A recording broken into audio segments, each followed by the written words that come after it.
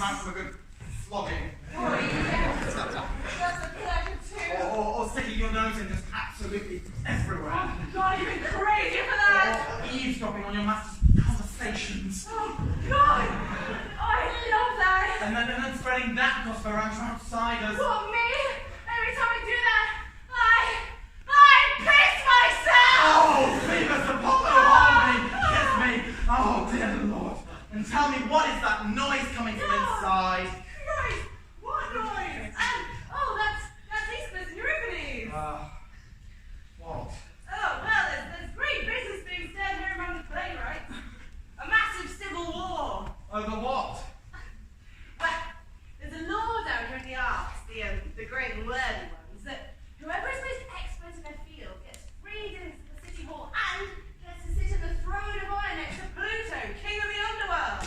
Go on. Until someone else comes along more skilled in the art than they, and then they're supposed to seize the throne. Oh, let me guess, someone's not happy about that. Ah, Aeschylus. He held the throne of tragedy as best in that field. Well, who holds it now? Oh, well. When Euripides came down to Inferno, she started showing off to all her fans and subscribers. And here in Inferno, that's very sweet. Well, so when they saw her vlogs and the like, they went nuts for her, hailed her the greatest poet ever, and Euripides got so fired up with this that she claimed the tragic throne where Aeschylus was sitting. Wasn't she stoned for that? By the gods, no! The public cried out for a trial to be held to find out who was the better tragic poet. Well, they're not supporting Aeschylus. Oh, no. There's a few decent people in hell. Just like in here. So what's Pluto going to do about all this then? Oh, well. He's going to hold a trial immediately. A test of artistic quality of the two poets. Well then why isn't Kendrick Lamar being considered then? Not him! When he came down to Infernos, he kissed Aeschylus, shook his hand, and withdrew all claim to the tragic throne. But, according to Clytemnestra, he's going to stand by as substitute. If Aeschylus wins, he'll stay as he is. If not, for the sake of his art, he'll fight to the death against Euripides. Fight to the death over poetry. Yes! And then I hear something really exciting will be done. Poetry will be weighed in the balance. What? They're going to weigh poems as they would what, meet in a butcher's window? Oh, yes. And they're bringing out measuring sticks, rulers for words, framed rectangles. It's not bricks we're making here. And wedges and compasses, because Euripides says she's going to measure their poems word for word. Yes, well, I'm sure Aeschylus would have found that quite distasteful. Oh, well, he just stared and lowered his head like a fool. So who is a fit judge of this contest then? Well, that was difficult because Aeschylus didn't exactly hit it off with the Athenians. Probably thought they were all criminals. Oh, and all the rest. Well, that's why they decided on your master, since he's an expert in poetry.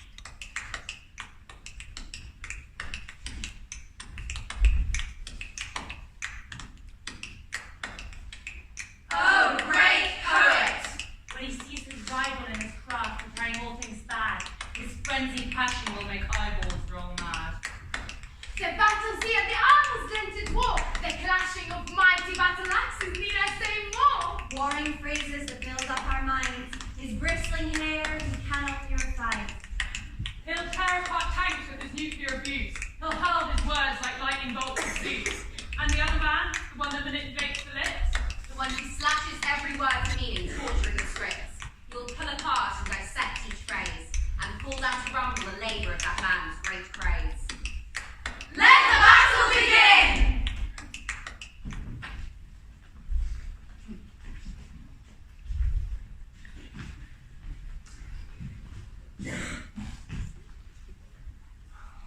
Hi guys! Welcome back to my channel. So, we're still down here in the underworld today, and well, things are getting pretty crazy up here, right? Hi! Can I say hi to my cat? Hi! Tell him how crazy it is here today. Oh my god, not that crazy. Just go and sit in the I chair. haven't decided yet. Well, guess who's deciding it? Come on, sit down, Do you go. think? Yes. So, this is my chair. What do you think you're doing? I believe that's my chair. It hasn't been decided. Well, I'm a better poet than Eastgirl. Aeschylus, why did you stay quiet? You heard the claim she made. He'll be a total sardine to begin with. The same hocus-pocus nonsense at the start of every play. Go over the top. Oh, I know the man. I've studied him for a long time. Self-indulgent man with a stubborn composition and an insupportable, incontinent, unfashionable mouth with frankly no proper argument and bombastilism. How dare you say that to me? You rag-stitching, you predictable, you big fat gossip! Okay, just calm down. Let's fire up your heart with wrath and ill will. No, I will not stop until I prove that this poet of cripples is nothing but a stupid snob. A lamb, someone bring out a sacrificial lamb. A storm's about to break. Why, collector of Cretan mysteries, bringing all those sexual monstrosities into art. Most honoured Aeschylus, calm down, please. Goodness, and Euripides, step back from this old breaking storm. If you have any sense, lest you fire up his heart so much, he fires a potent phrase at you, it cracks your head open, and one of your plays falls out. Just argue and be argued, but calmly. It's not right for poets to go at each other with such abuses, like two old men arguing over fish in little. You go about it roaring like an oak on fire. Well, I'm ready and I'm not backing up. I'm real. I'm genuine. Literally guys. Love you all. I'm inviting that will be to converse that what he wants. In my words, my tunes, the sinews of my blogs, my oaths of hipsterism. With a millennial whim. Oh, and you, Aeschylus? Well, I have no wish of entering the battle here. Oh, why not? It's because we do not fight on equal terms. You see, my poetry did not die with me. Hers did. She's got it all handy here to recite to her Insta fans on their Instagrams, but if you wish it, let's have it. Oh, yay! Okay, let someone bring out some incense and some fire so that we may pray before we begin, and so that I may best judge who has the greatest artistic expertise. And you, chorus, play a song to the muses. No. Go on, it's the lighting cue. Oh, fine, alright then, come on, let's go.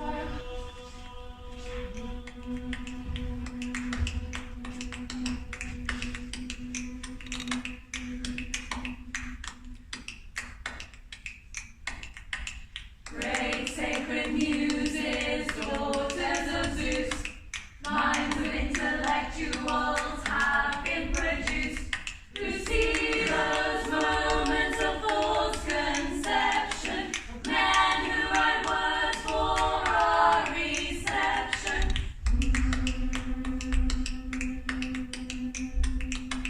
When they meet in mighty conflict with points and a quick fix bag of tricks, with fiercely practiced martial arts, with underhand moves we know by heart. Come and observe the power of their lips, their awesome skill in crafty words, in cutting insults and deadly jibes. Our rap battle is such a vibe.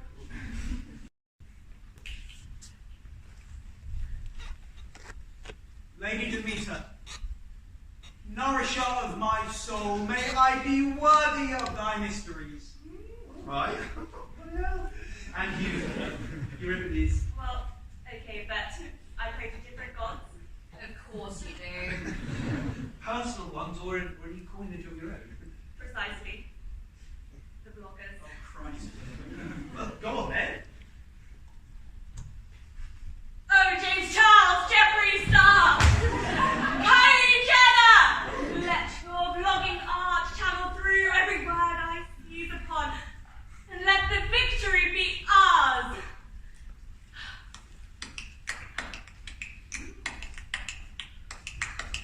Come on, then we have a burning desire to hear from these poet high flies, for they'll walk along the road to war.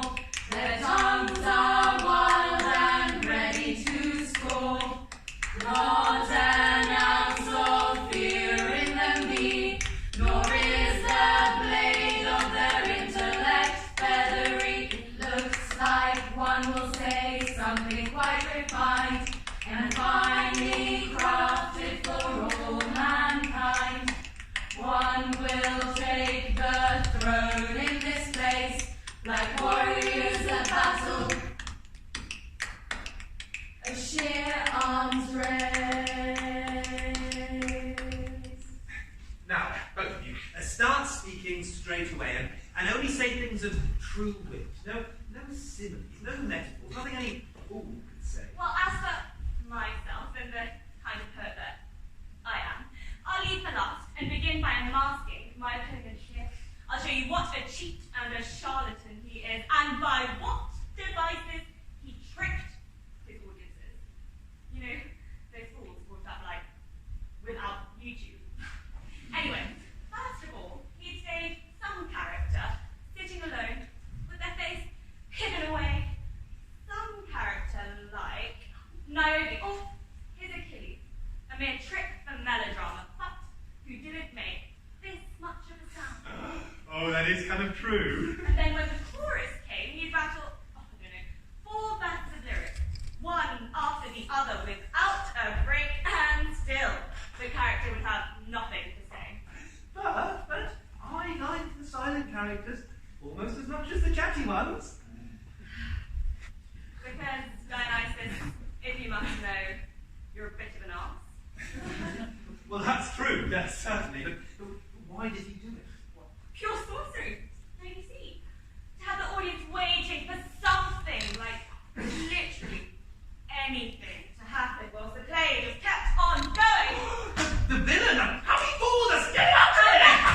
When that trick was played and half the play was over, some character would utter a dozen ox-like words and some scary vocal nonsense that no one in the audience would even understand. Oh, God damn it! Be quieter! Not a single word was intelligible. Okay, that's ridiculous. Stop talking. Go away. Stop grinding your teeth.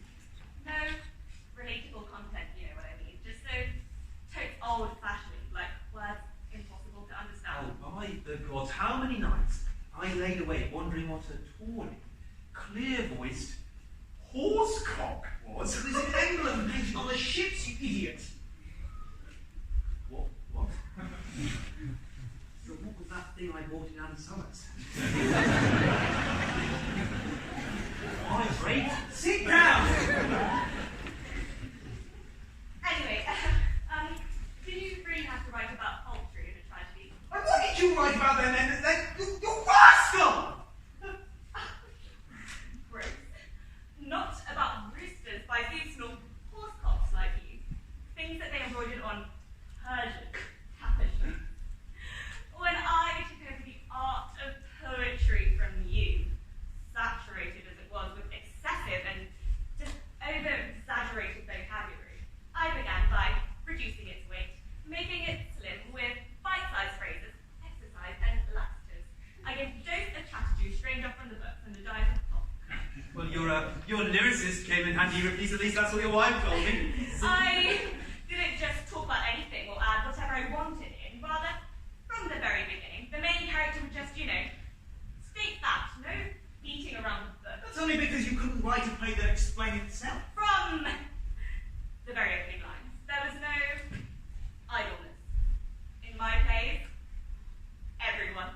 had a story. The master, but the slave just as much. The wife, the virgin, and well, even my grandma. I'm surprised they didn't throw you off stage before you even got up. I did it. In the name of democracy.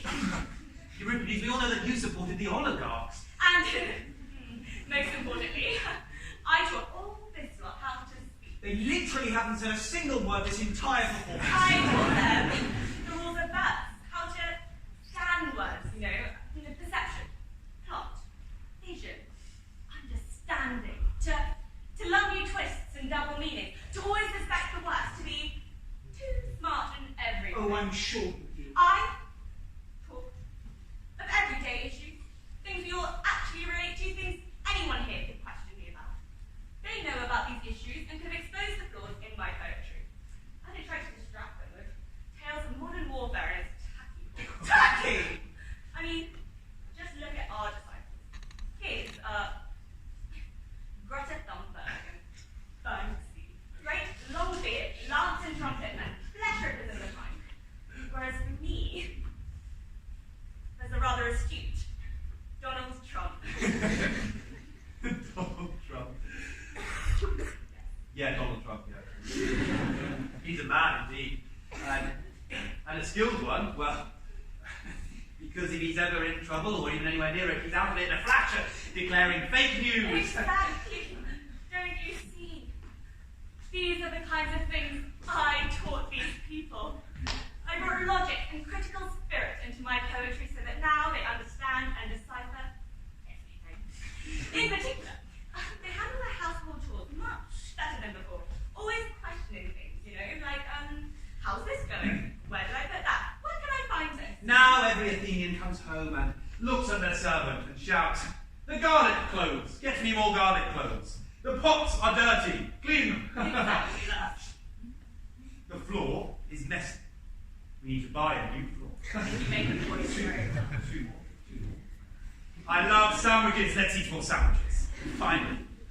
My cock. My cock! Where is my cock? I would like a chicken sandwich. Before, they just used to sit around like little mummy's boys and sheer sweet-toothed fools. You see this glorious day, and what will you say? Don't let your anger get hold of you and drive you off to pastures new, for she's made great claims. Don't reply in flames. Now you, who first built a majestic tower of spoken word to adorn this tragic gibberish, brave, and let your phantom spout. This entire competition enrages me. I mean, to even answer such a poet pains my spine. But still, to stop your claims that I'm a useless poet, answer me this. For what qualities should an artist be admired for? It's a good chat and top-notch banter. And because we make people better people. Right. And what if they've done the complete opposite, okay? Turning decent and noble people into scoundrels. What should their punishment be? No discounted tickets to Greek shows. I appreciate the enthusiasm, but that's a terrible suggestion. No one wants to go to those anyway. Now, just think of the kind of people that she took over from me, okay? Were they not nobly born and 6 feet tall? No runaways, layabout scoundrels, no lazy rogues like today. Those men breathe spears and lances, white-crested helms and greaves with fighting spirit as thick as 7 ox hides. So old and boring. What did you write about Aeschylus anyway that was oh so noble? I wrote a play full of Ares war spells. Oh, come on, which play? 7 Against Thebes. Oh, yeah. Every person who saw it was in. Well, that's a bad thing you've done there. What you've done is you've encouraged the Thebans to be courageous in battle, and for that you should be killed. We're already in the underworld. Anyway, then I put on my play Persians, okay? And I instructed them to always be eager to fight their enemy, thus honouring our most splendid achievement. I did love that bit where they chopped off Xerxes' head and it flew across the auditorium and he stood there crying With his head all the way across the auditorium. They had CGI now. Well, that's exactly what a poet should do. Just consider how from the very beginning the noble race of poets have always benefited us. First, Orpheus, about mystic rites and not to kill. Museus about healings and oracles. Hesiod about farming, harvest time, and winter plough, and, well, as for divine Homer, well, for what did he earn such special fame and renown for, if not from the fact that he taught us about the courageous deeds, the tactics, the armings of soldiers? Well, he certainly didn't instruct that clumsy oaf Charles or his dad Philip. Honestly, I saw them recently in a grave attaching their helmets together before they even put them on their heads. See, brave men, though, I can assure you, like heroic Lamachus. Using those Homeric warriors as my model, my brain wrote about many noble deeds of great fighting men like the lion-hearted Patroclus and Chusa. In this way, I instructed our citizens to meet their standard when they heard the trumpet sound. But, by Zeus, I never wrote about a single slapper like a Phaedra or Stena Boyle. In fact, no one's ever known me as a man who writes about, well, someone in love. Well, Aphrodite's charm is never known to rest upon you. Ooh, zing! And thank heaven for that. She certainly sat down hard upon you, didn't she? She really squashed you and your wife and your wife's lover. Ooh, zing! To be fair, Euripides, you did talk about people having affairs until you had the exact same problems yourself. And what harm did my characters do to the community? Well, because you encouraged our noble people, married to men and women of great quality, to drink poison because they're ashamed of their illicit affairs with men like your Bellerophon. Well, the Phaedra story already existed, didn't it? I didn't just invent it myself. Well, of course it existed, but it's a poet's duty to conceal this race and condemn it. I mean, young children have teachers helping them, right? Adults have poets. It is our duty to teach virtue, not vlog about salacious gossip. So when you spout words as heavy and grandiose, Everest or Malconatus, that's being a good teacher, huh? Well, shouldn't teaching be in the language of human beings? It is perfectly natural, you ask. The great thoughts and ideas are expressed with words that match up to them. And anyway, perfectly natural that demigods speak in more proper terms, just as their clothes are, typically more splendid than ours. So those boots... Unisex! Well, that was my plan when I started, but when you began, you perverted it all. By doing what? Well, first by dressing kings up in rags so the audience would pity them. And what's the harm in that? Well, for starters, these so-called insta-kings have contributed nothing to society except people desperate for more and more likes, and then you have them get up on stage and just weep and whine about how much they love their fans. But under those rags, they're wearing woolly soft vests. And if you do like their page or follow their account, you'll buy them in the market buying gold jewellery. And you've taught our men to just babble about with silly gossip, and so the wrestling schools are empty, and the buttocks of our young men are worn out by sitting down and babbling all day. And what's more, you've taught the crew of our sacred ships to talk back to their officers. Back in my day. Okay, Dreamer. Back in my day, when I was out there, all they knew how to do was to yell for food and shout, "Yo-ho!" That's right, and to fart in the first gunner's face and shit all over the poop deck and go to land and steal everyone's clothes. They're learning about naked. Yes. And what is this scum not responsible for, eh? Hasn't she staged pimps and women giving birth in holy shrines and then having sex with their brothers just for the lulz of it all, and then she'll get them up on stage and have them shout about how life is not life, and how our city is teeming with these millennial types and these political monkeys who wish to see our people. And what's more, so they're texting so much their thumbs are stronger than their legs. All right. Well, that's enough. Let's just start with your prologues now, and I'll begin by checking the first component of this great tragedian's plays. I said he was unclear in the exposition of the situation. Which one will you test first? Many, but first, let's have that famous one from the Aristophanes. Okay, just give us a second. You two don't stay inactive where you sit, for wit knows many varied ways to hit. And so no matter what you're fighting for, speak out, step two, bring up your wax to the fore. Don't be afraid. People watching here, they are just too ignorant to understand what they hear. Be patient, examine it slow, as long as the audience are in the know. They really are dumb, you know? Aristophanes, Could we have some music, please? Hermes underground, who oversees my father's land. My rescuer, my ally, answer my prayers and return to this land. Thank you, you were fantastic, genuinely. Anything to call it Henry, please. More than a dozen things. Come on, the things only 4 lines long. Each of them has 20 arrows. Oh, that was nonsense. Shh. Quiet.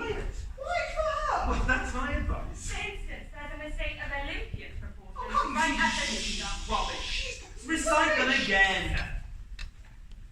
I'm so sorry to trouble you. Honestly, first one's written. Hermes underground, who oversees my father's land. Stop. Just wanted to delay check a few things. Orestes is saying this by the tomb of his dead father, right? Yes, that's right. Does that mean that Hermes was, overseeing when Orestes' father was tricked and violently killed by his wife? No, that's not what it means. When he speaks, he addresses Hermes of the underworld. And what his words clearly mean is that Hermes obtained this function from his father's use. So you made an even bigger mistake than I thought. If he inherited an underworld job from his dad, Then he's a tomb robber on his father's side. even Dionysus got that one. Dionysus, the wine you're drinking is not of the best quality. Don't tell the director we're drinking wine. Recite someone. We're just going to do the rest of that one, so can we... Oh my...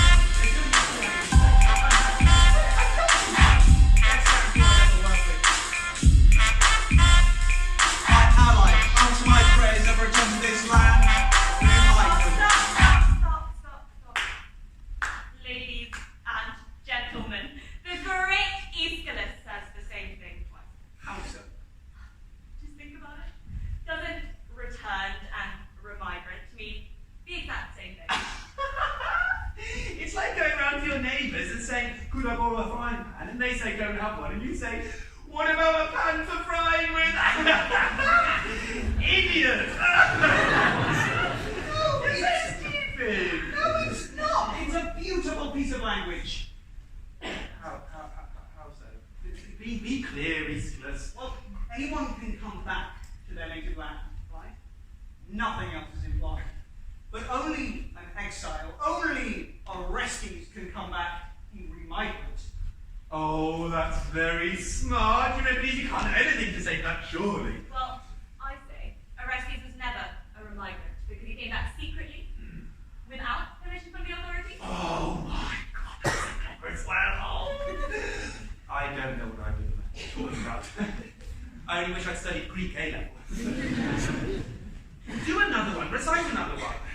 Sorry, final one. Just up once more.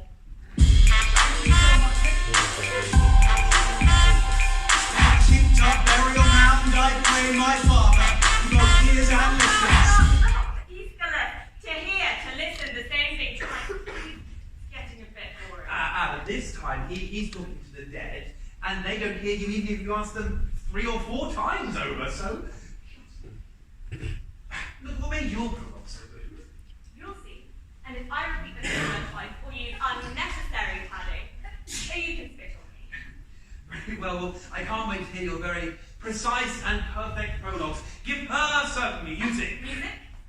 I don't need music. Real poets don't need music. Zing. I write my poetry for my fans, and I think there's a bunch of them waiting there actually. Someone let the... Oh, I want to get in. I know it says. Get the audiences. Stop! Stop taking selfies and let's just get on with this, okay? Guys, just follow my lead. We can have no need.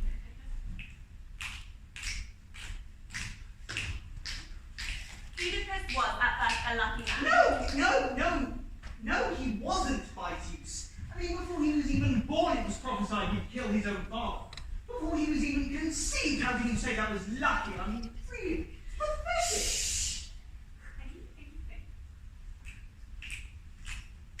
Until you became the most wretched of men.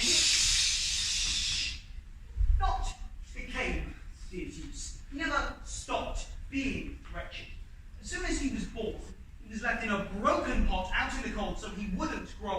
and kill his own father. Then, having dragged himself away on mutilated feet, I might add, to his fake father, Polybus, he married this ancient crone who just so happened to be his mother, and therefore the poor boy scooped his own eyes out. How can you say that was lucky? Certainly lucky. Nonsense. My prologues are extremely good. Oh, yes, well, I won't scratch and scrape every single line of your dialogues anymore. Thank you. But, by Zeus, I shall destroy them by means of an oil flask. You will destroy my lines with a bottle of oil. Yes, and just with one of them. You see, your writing is so superficial.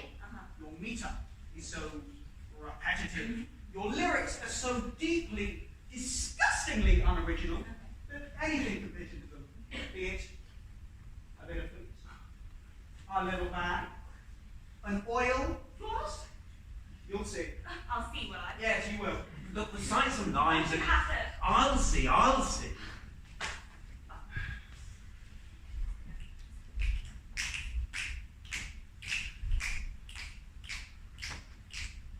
Egyptos, they came to Argos in a little ship with 50 kids And lost his oil flask. Eastward. What is this oil flask nonsense? Well, just try again.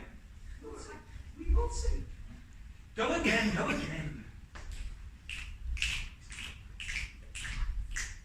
Dionysus, clothed in full doctors, hopping on Parnassus, waving his fist for us. There he does. And lost his oil flask. We struck on the oil flask again. I think that's bad. It's not a big deal. I've got his stupid little game now. Okay, I guess it's time, guys, gather on. So, I wasn't going to do this, but I've been working on some new, unreleased, 100% Euripides original material in the studio, and while it's a first here, but we're going to try it out. So, ladies and gentlemen, hold on to your seats. It's a worldwide exclusive. Bring the music in.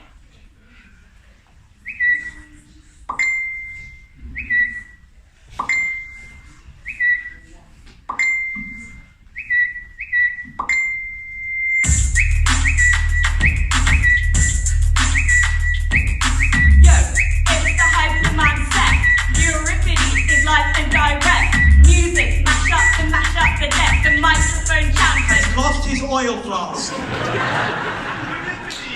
What? Well, you know your sails, my girl. This oil flask is going to blow up a storm. This time, I'll knock that damn oil flask right out of his hand. Go again. Okay. Bring the music in.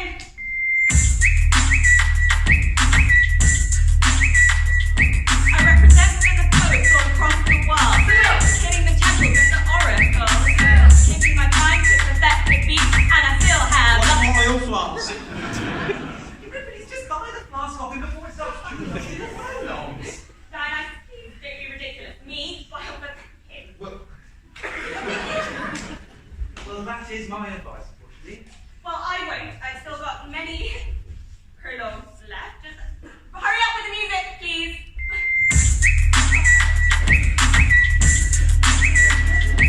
Now this is the story, all about how I died and came to the underworld. So I'd like to take a minute to sit right there. I tell the story all about how I lost my oil flask. Euripides, honestly, just buy the flask off him. Honestly, it'll only cost you one oil, and having paid the oil, you'll get a free flask out of him. Not yet, by Euripides. Okay, I've got loads of prologues left, and even if I didn't, I'm a poet. I can think of stuff on the spot. Let me just... You better use your your oil shout. flask. Let me finish my line first. Of course, sorry. You can be the king, but watch the queen conquer. First things first. Euripides, honestly, just... whatever you do, he's going to tack in that oil flask, right? That oil flask grows like... What are you doing? Music. No. No one wants to see that. No. I had that bit, it was good in the first... Just pay attention to your lyrics. Well, I've still got material to show how boring and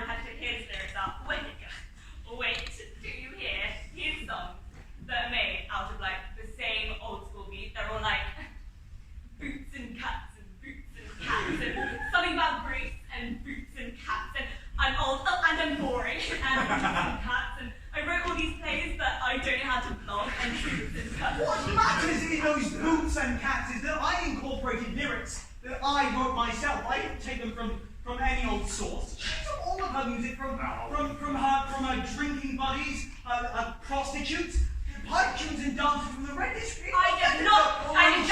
Sorry, enough of this hip hop. No, I've had enough of this too anyway. I'll get her on the scales. We'll see how much her words weigh. Oh, very well. If we must, once weighing poets like cheese for sale in Waitrose. Now, oh yes, of course. Sorry, provosts are very expensive, so we don't have scales. We instead just have lights. So it's very simple. The heaviest line will be lit by the light that won't light the lightest line. The lightest line won't be lit, the heaviest line will be lit. Just stand on your spots, and to clarify, no lighty, no liking. Liking will be lighty, there's no lighty liking. Very simple, it's very simple. Clever men like these take pains. For here's a marvel once again. Devices rare and strange they bring. Who else could think of such a thing? I'd not believe it even though. I met someone who told me so. Now, each of you, stand on your spot and don't do anything until I say speak your lines. So, speak your lines. If only the ship Argo had not sailed away. Oh, River Sphericus, where the cattle graze. Now, my dad gave me good help with this. Light the heaviest line that's not yet lit but is light. Oh, here it goes. Is it going to be? It's How did that? Stay on the spot. I will stay on my spot. What did I say? How the hell did that happen? Well, he put in a river, and the river weighed down the words just like when wool sellers try to sell their wool. They weigh the wool in the water beforehand. Go again. Persuasion's only shrine is eloquent speech. Death loves not gifts, alone amongst the gods. Now, Daddy, light the least lit line that's heavy. No, the most lit line that's least. It's easy to say. It's because he put in death, the greatest of evils. Well, and I put persuasion in beautifully worded. Oh yes, but Euripides, did you not say yourself, persuasion is vain and empty, devoid of all sense? Look, just try and think of something heavy to put in there. Oh, where am I to find such heavy lines in my poetry? Oh, it's easy. Think. Achilles rolled a dice. 2 snake eyes and a 4. It's very heavy. Look, I judge. Okay, I'm the judge. Look, just go again. This will be the last time you'll be waiting. In his left arm, he held an iron club. Chariot piled upon a chariot, corpse upon a corpse. It's But how the hell did that No, come on, stay down. I said stay on the How spot. did that happen? Again. He put in 2 corpses and two chariots, heavy even for 100 Dwayne the Rock Johnsons. No, I've had enough of this line by line. Now I've jumped Really? with all of her books, her wife, her children, and her wife's lover. All I need is but 2 of my lines. Look, these poets are my friends. I can't decide between them. One of them is very great, and the other one, well, I enjoy.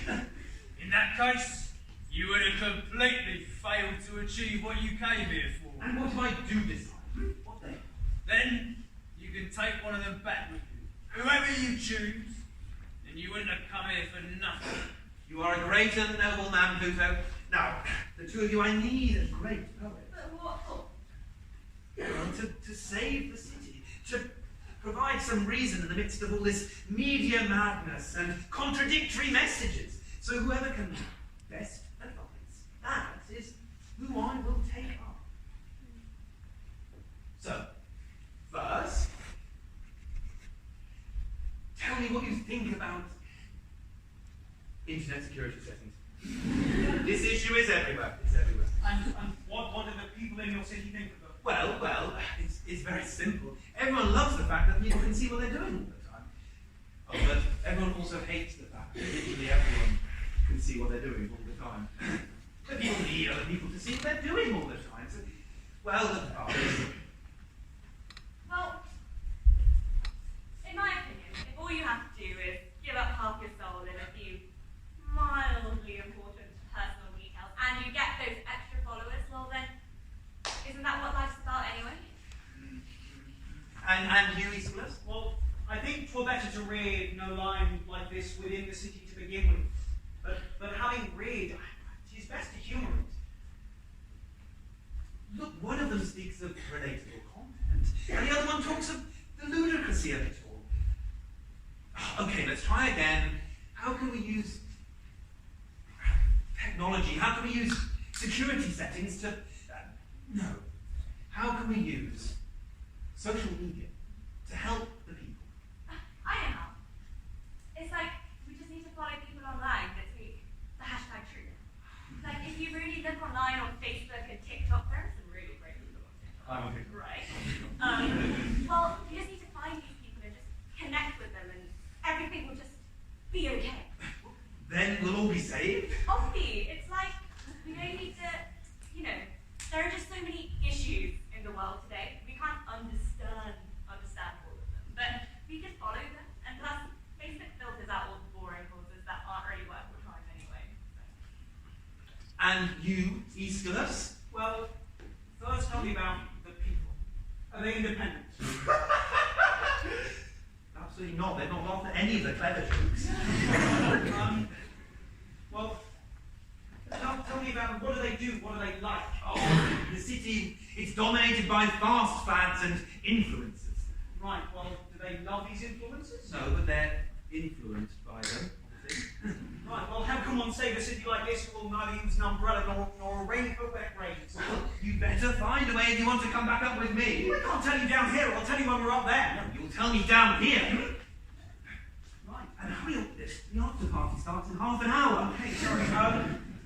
Well, when people start to see their views as their enemies, and their enemies' views as theirs, and when they realise that this Insta thing is a delusion, and they are really all it takes to make a difference, then the city will be saved. People need something to believe in, to follow. Make a decision, please. I will, and thus I shall. I shall choose the one that so pleaseth my soul. Choose your friend, me, and remember the gods by which you swore. You take me back home. Eurycles, as you said yourself, 'twas by my tongue that I swore. I'm sorry, but I'm choosing Aeschylus. What have you done? You filthy villain. Me, a villain? When I chose Aeschylus, I had every right to. Stop it. You're shameful. How can you even look me in the eye after you've done a shameful thing? Oh, shameful? As you said, Euripides, what's shameful if everyone looking on agrees? Wait, guys?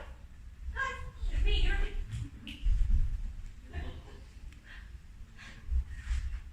You're heartless. Are you really going to leave me here, all alone? This place is so dead.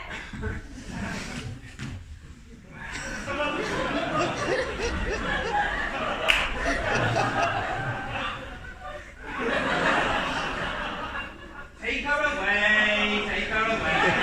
Don't forget about me. 1 people, 1 prayer. Hashtag justice for Euripides. Come inside, Dionysus. The both of you. Why, what are you going to do with that big brother? I just want to entertain you before you go. Okay.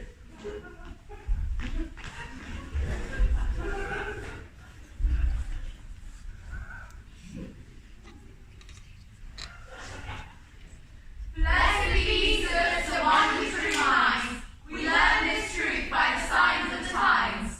Once he has proved his own common sense, he goes right back home, topping that fence. He brings good things to our people and our friends. Support him, support him, support him to the end. Forget about Kendrick, keep Kanye out. Aeschylus is best at what life is about. Speaking the truth in the form of art. Wasting time with fancy words, snore for those total nerds. Off you go, Aeschylus, and may you fare well.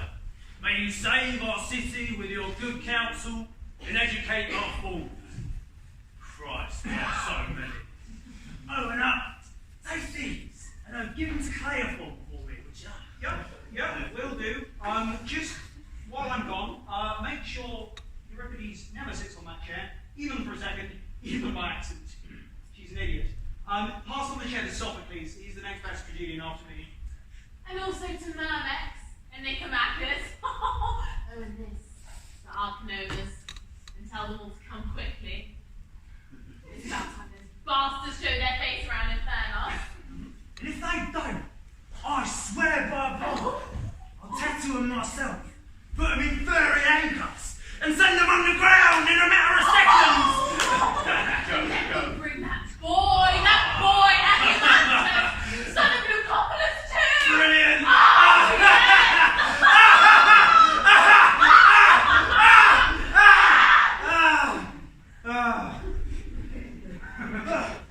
Display your sacred torches in honour of this man, wherever in Hades he might be.